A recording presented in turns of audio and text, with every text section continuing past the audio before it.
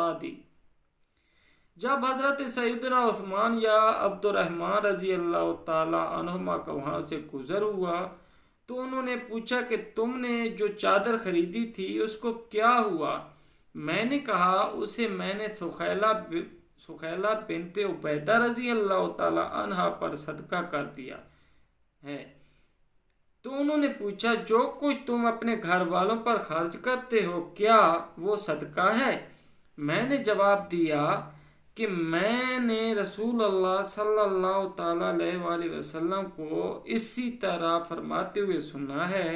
जब मेरी ये बात रसूल अल्लाह सल्लल्लाहु ताला अलैहि वसल्लम के सामने जिक्र की गई तो रसूल अल्लाह सल्लल्लाहु ताला अलैहि वसल्लम ने फरमाया उमरू ने सच कहा है, तुम जो कुछ अपने घर वालों पर खर्च करते हो वो उन पर सदका ही है।